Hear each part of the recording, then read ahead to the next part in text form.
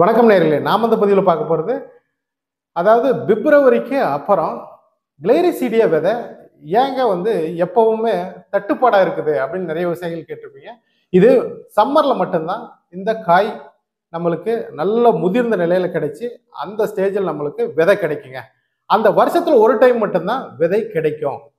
அதன் பிறகு பார்த்தீங்கன்னா அதவே நம்ம கண்டினியூவாக மே மாதத்துக்கு அப்புறம் கண்டினியூவாக நம்ம வச்சுருந்துட்டு அதை அந்த வருஷம் ஃபுல்லாக பயன்படுத்தி ஜனவரி பிப்ரவரி வரைக்கும் தான் அந்த விதை ஓரளவுக்கு நல்லதாக இருக்குங்க. அதன் பிறகு வச்சிருக்கிற விதை பார்த்தீங்க அப்படின்னா அந்த அந்த பிப்ரவரிக்கு அப்புறம் மே மாதம் வரைக்கும் வச்சிருக்கக்கூடிய விதை அந்த அளவுக்கு குவாலிட்டியே இருக்காதுங்க. அந்த விதை பார்த்தீங்கன்னா ரொம்ப கம்ப்ளீட்டாக பார்த்தீங்கன்னா ஏஜ்டு சீடு அந்த மாதிரி ஆயிடுங்க. அதாவது கலர் மாறிடும். ஃபர்ஸ்ட் பார்த்தீங்கன்னா அந்த விதை எடுக்கும் போது அது ஒரு அழுக்கு மஞ்சள் கலர்ல இருக்கும். அதன் பிறகு பார்த்தீங்கன்னா அது அப்படியே கம்ப்ளீட்டா ஏஜ் ஆக ஆக ஆக அது ப்ரௌன் கலர்லயும் அந்த மே மாசம் வரைக்கும் வச்சிருக்கக்கூடிய விதை பார்த்தீங்க அப்படின்னா ஒரு வருஷம் வரைக்கும் வச்சிருக்கக்கூடிய விதை கருப்பு கலர்லயே ஆயிரும். அந்த விதை பார்த்தீங்கன்னா எதுவும் முளைக்காது.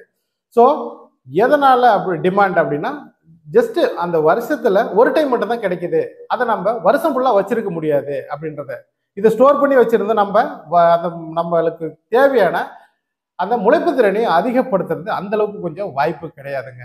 அதனால இந்த டைம்ல பாத்தீங்க அப்படின்னா அது கண்டினியூவா டிமாண்ட் இருக்கும். இது மே மாசத்துல விதை கமர்ஷியலா இருக்கும். அந்த டைம்ல தான் நம்ம பிளான் பண்ணக்கூடிய ஒரு சூழ்நிலையே இருக்கும். அப்போ இன்னைக்கு ஸ்டேஜ்ல இந்த மார்ச் மாசத்துல எந்த மாதிரி இருக்கும் அப்படின்னா ஃப்ளவர் நல்லா செட் ஆயிட்டு காய் ஃபுல்லா முதிர்ந்த நிலையில இருக்கும். அதாவது ஃப்ளவர் முடிஞ்சிருச்சு பிப்ரவரி மாசமே, காய் முதிர்ந்த நிலையில இருக்கும். அதுக்கடுத்து பார்த்தீங்கன்னா அடுத்த மாதம் எண்டுலேருந்து ஏப்ரல் எண்டுலேருந்து விதை கிடைக்கும். அந்த நேரத்தில் விவசாயிகள் நீங்கள் பயன்படுத்தி கொள்ளலாம். இப்போ உங்களுக்கு தேவைப்படுது அப்படின்னா நீங்கள் நாற்று மட்டும் வாங்கி தான் பயன்படுத்த முடியும். இல்லை அப்படின்னா முதிர்ந்த கண்டை கட் பண்ணி தான் நீங்கள் வைக்க முடியும் அப்படின்றத இந்த பதிவு மூலம் உங்களுக்கு சொல்கிறோம். நன்றி.